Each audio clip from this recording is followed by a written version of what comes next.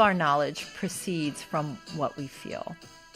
How can we feel more and learn about the depth of the human condition, dark night of the soul, and experience for ourselves the hero's journey? Well, today we are going to superimpose Beethoven's Appassionata Sonata, looking at the lens of this music through Hollywood's lens, using the blockbuster hit from the 70s, Rocky Balboa, to illuminate this very complex music and connect with it in a fresh new way.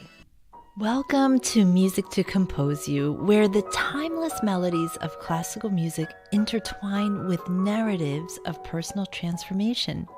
Join me each week at my Steinway piano on a journey through the symphonies of life.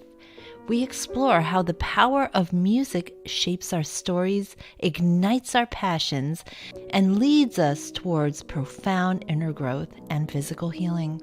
From the gentle cascades of a Bach prelude to the triumphant crescendo of a Beethoven sonata, each episode will resonate with the melodies of our experiences, inviting you to discover the transformative magic of classical music. Hello, I'm Margaret Wasik, and welcome to another installment of the Music to Compose You podcast. Guys, today we are at my piano, and I've talked about this piano on episode 1, and what makes it pretty special. So I'm so excited to share it with you today, and we're diving in to this very passionate piece of music. It's called the Appassionata, which means passionate. And the word passion is not just passion as in, I love you. It's actually a little bit deeper than that. It comes from the word pathos, and pathos means pathetic, which means filled with not only passion, but pain. Pain and passion go together. Like it or not, it's something that we all experience. If you've ever had your heart broken, you know the pain and you know the bliss as well of the love. But what does this have to do with this music? Well, it's got it all. It's got the pain, it's got the passion, and it has the fire. The refining fire of life when we decide to transform, because transformation is a decision and we get to do it every single moment of the day. That's the good news. If we're stuck, if we're not happy the way things are going in our life, it might be due to a mindset issue, it might be due to circumstances. We always have a chance this very moment to transform. We're going to look at this music, and the music is going to be an interesting story as well. It's got the hero's journey embedded in it. Is that factual? Is that like something you're going to find in the music textbooks? No. But I love to combine things from different walks of life. I love film and I love the movie Rocky. And in researching the movie Rocky, have you guys seen it? It came out in 1976. And I remember growing up as a teenager, I would watch every single sequel to the Rocky movies. And it's got this fantastic tension to it. It's always about Rocky, who you feel is like a guy rags to, fame and riches story, and how he was able to overcome the difficulties in his life and challenge himself to meet these really scary opponents and have these really difficult experiences. It makes you wonder, or it gives you hope that, yeah, you know what, maybe I can also improve something in my life. At least when I was watching those, I kind of got that inspiration from that. So let's dive in. If you haven't seen the movie Rocky, no worries. I'm going to insert some clips here. We're going to take the movie step by step and we're going to take the music step by step. But I'd like to start first with a fresh listen of the first part of Beethoven's sonata. Before we start, let me share with you that a sonata is a work of music, a piece of music that has a very specific structure to it.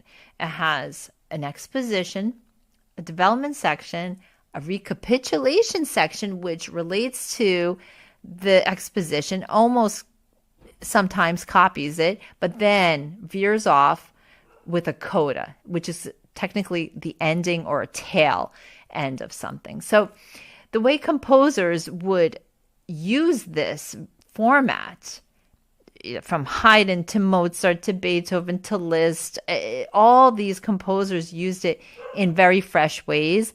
Sorry, that's my dog. And Beethoven did it in probably one of the most bold ways ever in this piece. So let's take a listen to the exposition of Beethoven's Appassionata Sonata, first movement. It's only about 3 minutes long, and we're just going to listen to it with fresh ears right now.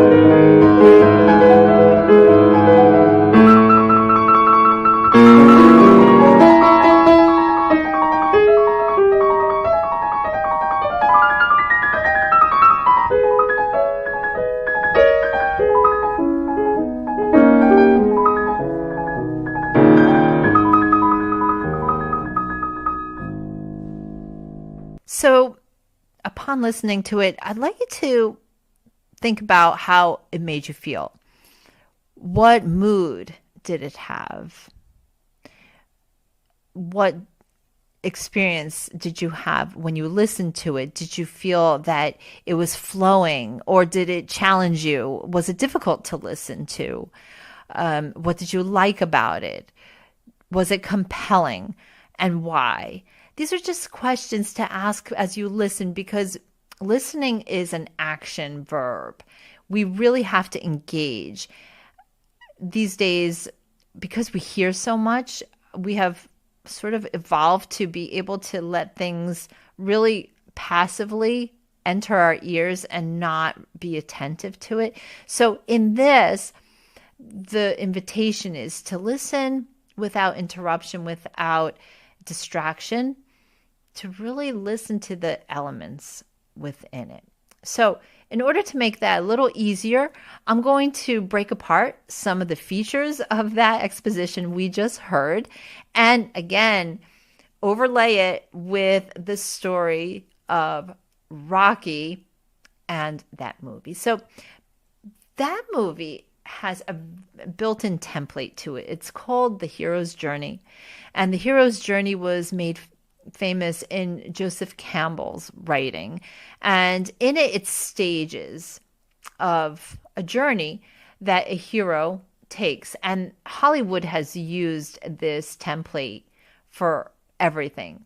And there's something about this template. It's a storytelling type of template that human beings just love. We gravitate to books like Harry Potter, which has the hero's journey in it. We gravitate to movies like Wizard of Oz, which has the hero's journey template in it.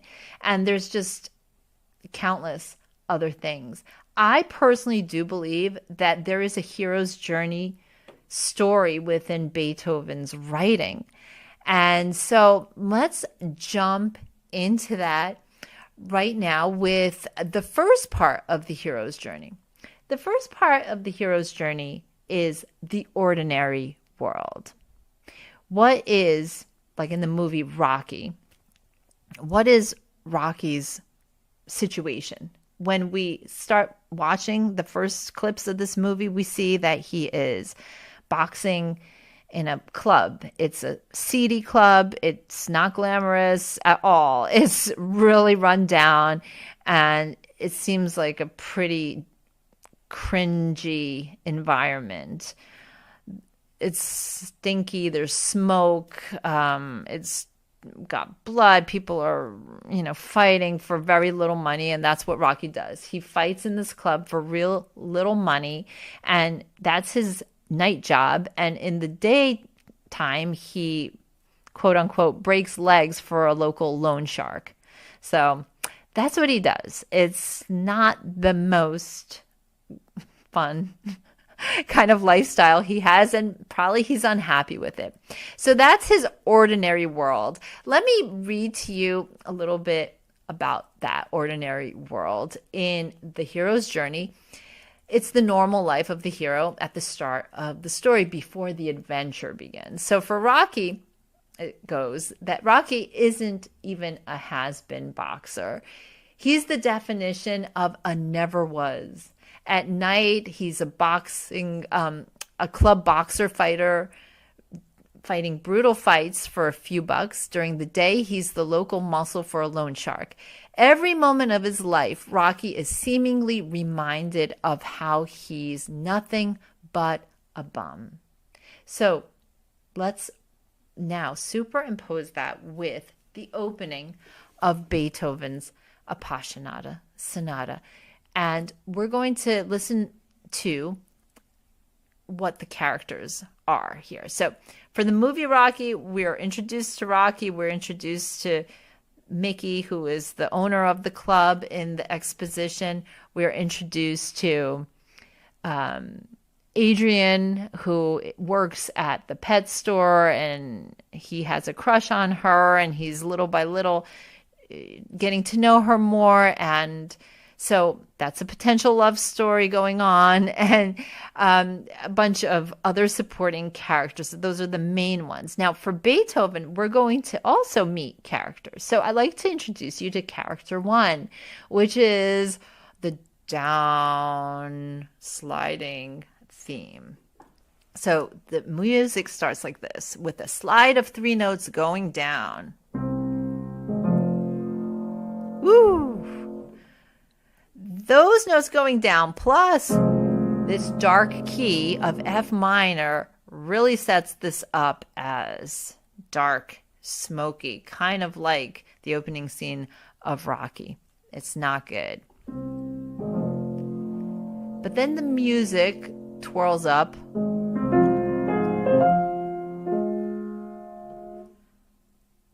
which might represent hope. We'll see. But it's still dark. Now, That ends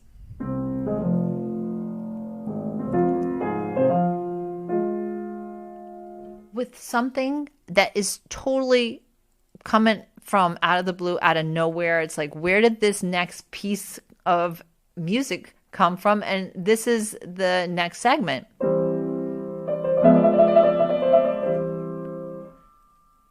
That's so weird. It's like apples and oranges in a way. There is a trill here. Trills often represent the heart because music is all about, as Da Vinci said, all knowledge comes from feeling. Music represents our feelings. This to me represents the heart fluttering nervously. You know, like when we get nervous, our heart beats faster. So we have this nervous trill. Next, we have the part repeating, but now in a more hopeful key. We started here. Now a slightly more hopeful key. And he does the same thing all over again.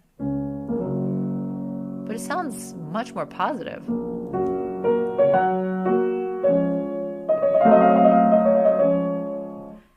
Next, he goes through a series of ambiguous moments that are punctuated by this trill.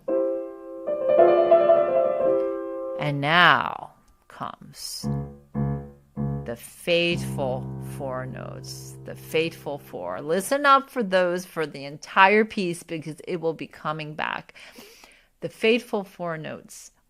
That represents an idea that Beethoven was completely obsessed with. Fate knocking at the door. He used it in the Fifth Symphony.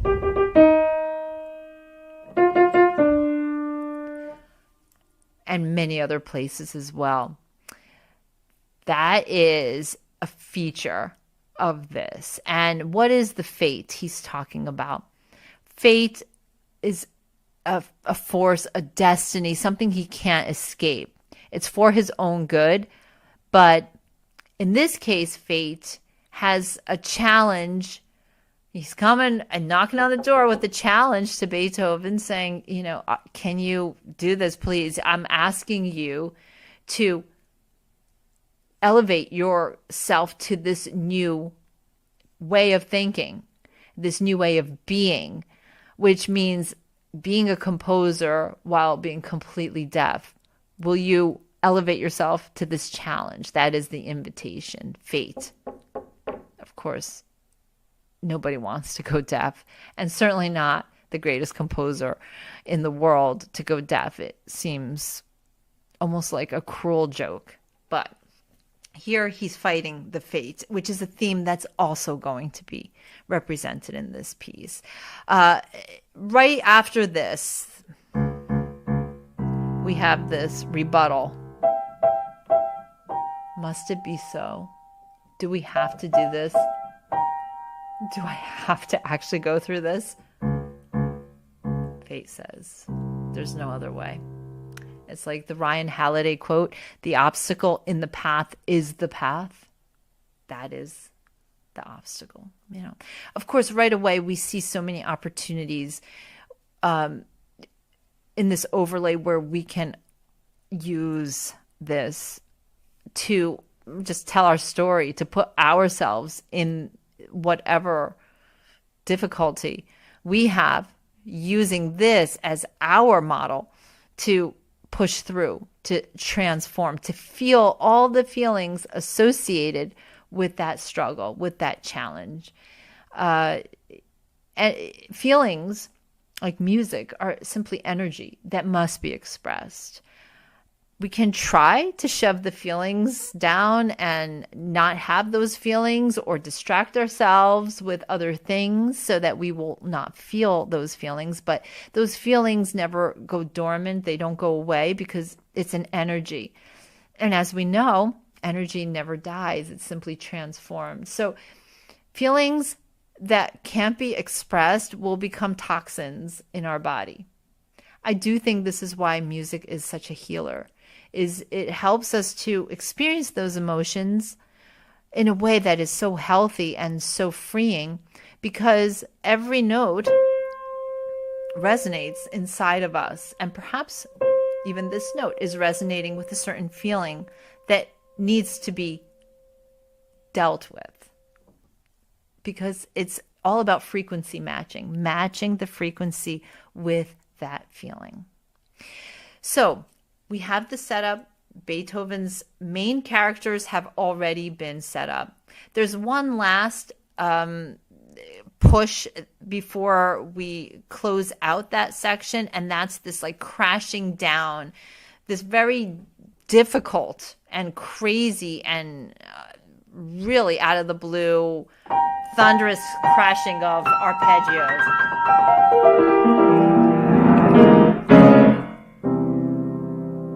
I completely messed that up, but anyway, you get the idea. All right, let's watch the Rocky movie clip, The Ordinary World. We've gotten a glimpse of Beethoven's Ordinary World. Let's watch Rocky's. Hey, come on, Moby Dick. You miss me today or what? Huh? Huh? Yeah, go say hi. You know, if you guys could sing or dance, I wouldn't be doing this, you know.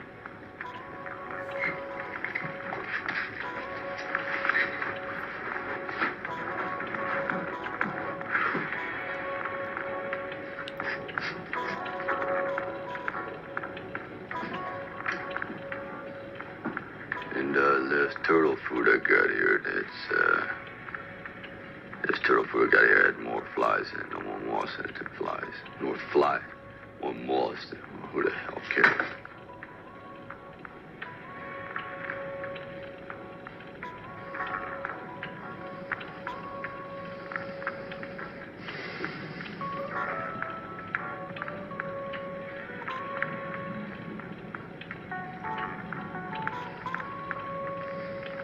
Okay, the next section of the hero's journey is the call to adventure.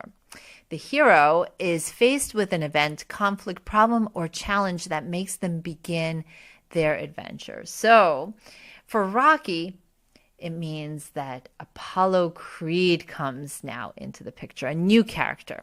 Apollo Creed is a Muhammad Ali type world champion boxer, and he's looking for a new fight. He's beaten everyone, though. The options that his people choose for his next match are lackluster. He wants something bigger. Apollo and his team decide to give a no-name a try.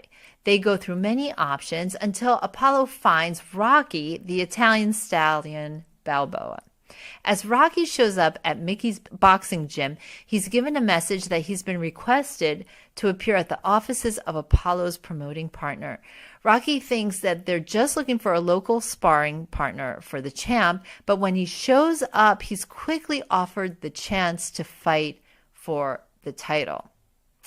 Okay, so the call to adventure. For Beethoven, the call for adventure starts really by the end of the first page. Now, this is a very long piece, and so it starts very soon. And basically, it starts here. So we have heard the down theme, and now it goes with these crashing chords.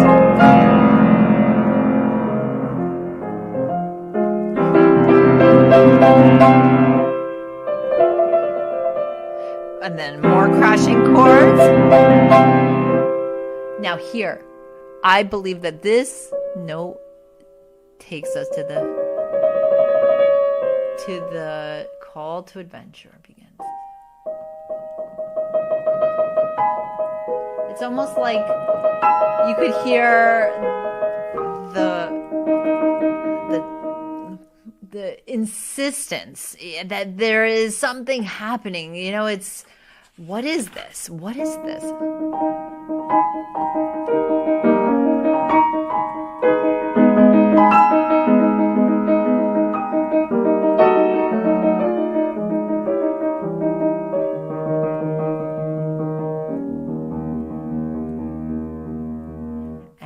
also embedded in that section we just heard is the refusal of the call, which comes next.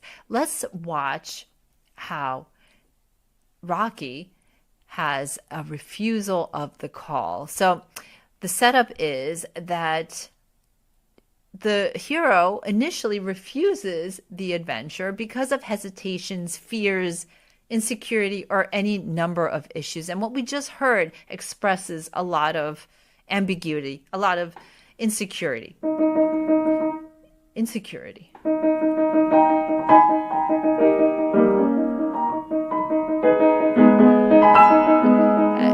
Bold moves. And this insistence doesn't go away.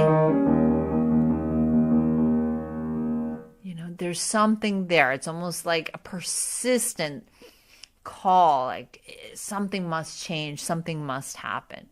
So for Rocky's refusal of the call is subtle and brief, but showing. When asked if he'd like to fight Apollo, his quick reaction is simple: no. Rocky then goes on to explain, well, it's just that, you see, I fight in clubs, you know, I'm really a ham and egger. This guy, he's the best, and it wouldn't be such a good fight. Thank you very much. I appreciate it. Okay, so refusal, not gonna go there. Let's watch the clip. You don't understand me, Rocky. My proposition's this. Would you be interested in fighting Apollo Creed for the World Heavyweight Championship?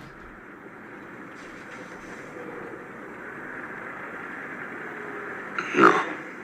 Listen, Rocky. Apollo's seen you fight.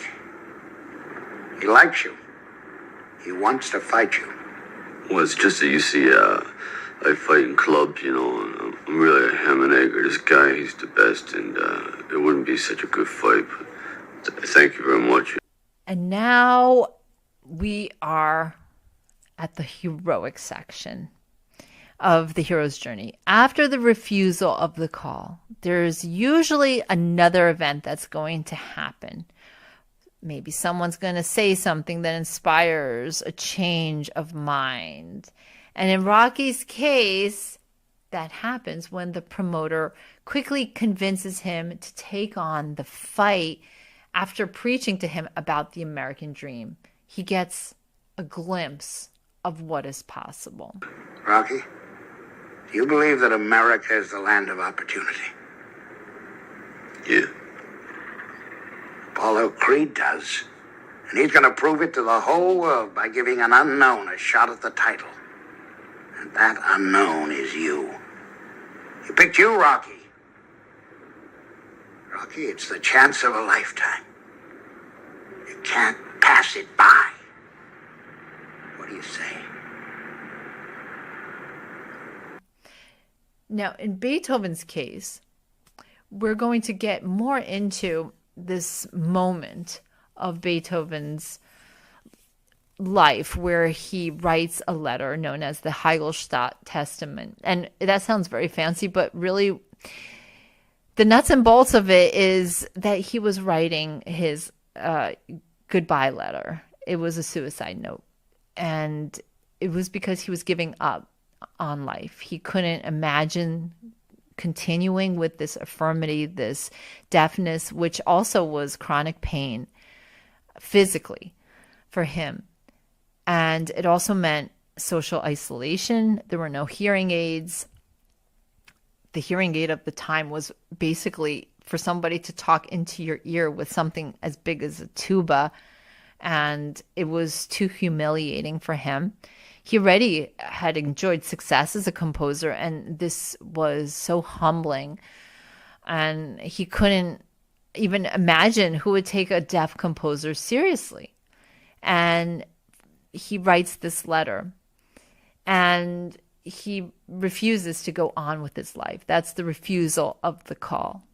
But in this letter, there's an amazing moment where you can almost sense as you're reading it that he has this like moment, this light bulb moment where he realizes, what if I just change the way I look at this situation? And we'll talk more about that. I don't want to give it all away yet. But in this music, we have this light bulb moment, this switch of mood where we've been going through this darkness and this insecurity and this sort of nervous fear energy. And now the energy is transformed from this to finally a moment where we receive a real full-fledged melody, not just scraps of notes anymore. And I say that with respect because, boy, what Beethoven does with just these little scraps of notes is amazing. But now we have a real bona fide melody. Yay, for the first time.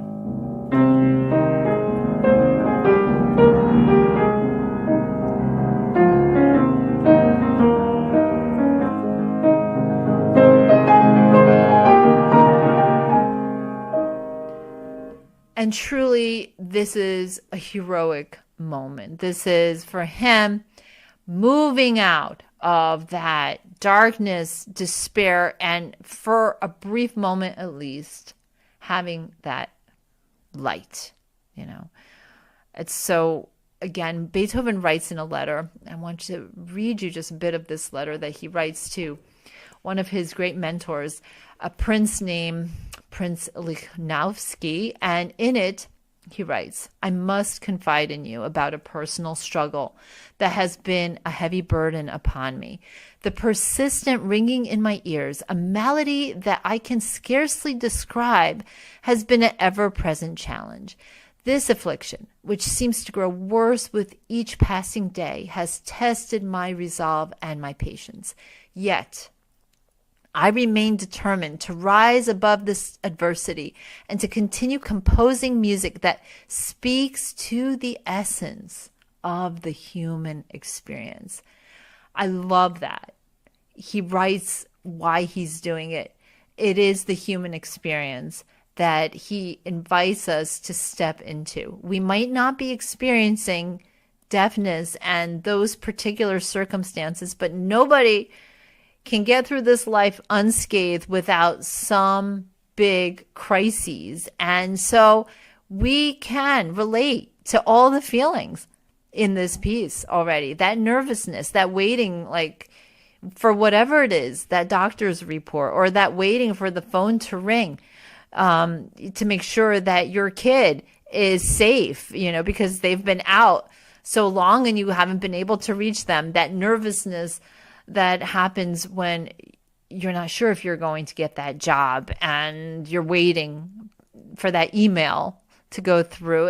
There's so many countless life events that we can imagine to experience these feelings. But again, it's this opportunity to really feel on the deepest level that Beethoven invites us to.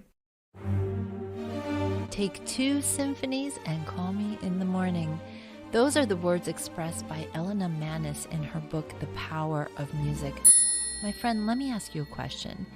Have you been using the power of music in your health and wellness journey?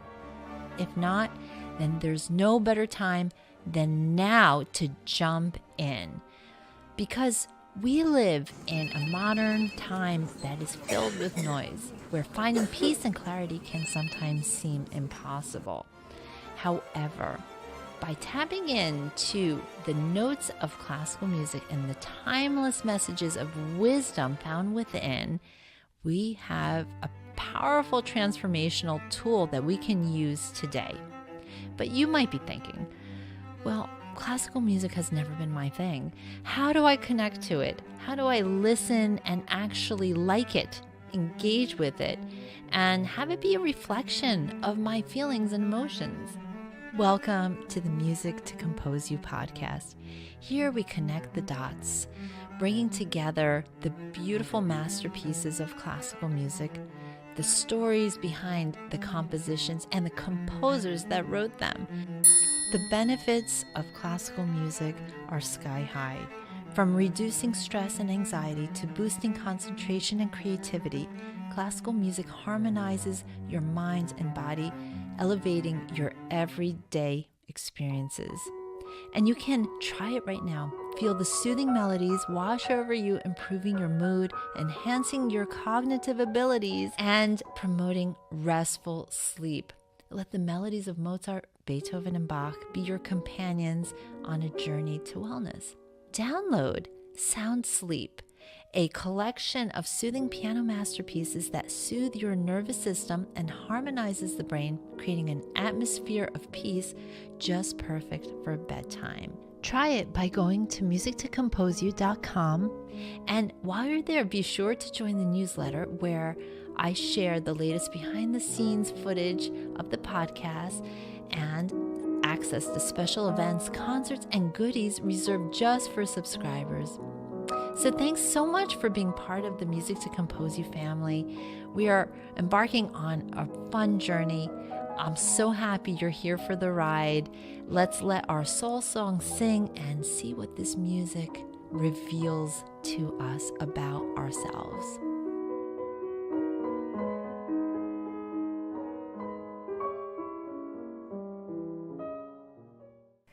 So the next portion of the hero's journey is meeting the mentor. I can't say that for Beethoven, it seems like he had a meeting of the mentor moment here, but because it's between him and himself. He's dealing with himself in this piece and really hashing it out. But for Rocky, he has a hero encounter with a mentor that gives him advice, wisdom, information, tools for getting ready for the journey ahead. And so for Rocky, it's Mickey, the owner of that boxing club. So we first met Mickey in Rocky's ordinary world. But at that point, he was not a mentor to Rocky. And if anything, he was a tormentor, screaming at him in a crowded gym about how he had the talent to become great, but instead wasted it when he decided to become a leg breaker for a second-rate loan shark. So Mickey is telling Rocky that he's made some bad decisions that seem to reflect on the way he thought about himself and his life. But when Rocky gets the fight with Apollo, Mickey appears at Rocky's apartment. He wants to train him. Rocky isn't too happy at first. In fact, he's angry, wondering why he didn't reach out to him like this years ago. After Mickey pleads his case to a closed door, Rocky comes out and accepts his offer. Granted, this doesn't happen until after he has accepted the call to adventure, crossed the threshold, and undergone many tests. Well, that is the whole thing, is that, Rocky already turned the key inside himself. He already decided to switch the ignition in his mind from, okay, I'm this bum, to I can maybe actually do this. He starts to see himself as capable, the same way that Beethoven started to see himself as capable of composing and living with this incredible affliction. So, talking about crossing the threshold, I just want to point out one other moment in this exposition section, because at this point, after those themes that we have already gone through, everything else in this piece is derived from that, which again is such an amazing thing that Beethoven does. And this is the reason why he's such a great composer, at least one of the reasons, is that he can create so much from so little. But for Beethoven, he is using what he's already presented, and he's so economical with those choices. They're so well thought out, which leads me to sharing a wonderful thing I read about Beethoven's compositional process. Beethoven was so aware of structure in his music and like composing as a composition, like the way a painter sees the composition of their painting, Beethoven also saw the scope of what he was trying to write. And the way he did that was he would put blank pieces of manuscript paper on the ground, and he would see this as a full entity. And then he would fill in certain blanks wherever he had ideas for where pivotal moments should come in. And then he would create a lattice web to unite everything, which is astonishing. Like, how did he do this? And this intricate amount of math that it takes to even like think on this level is coming from a guy who didn't even know how to multiply or divide, because Beethoven's academic education ended because he had to support the family very early on, and he only knew addition, subtraction. So amazing, amazing feats. But I want to show you this moment. Again, in the exposition, we get this very strange scale coming in. Let me just take you from this moment. It's after this theme of the heroic.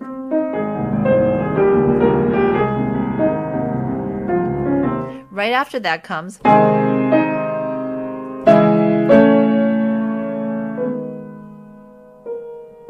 Then those trills.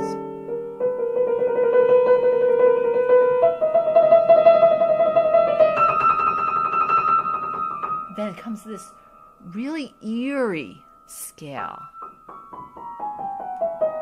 Descending.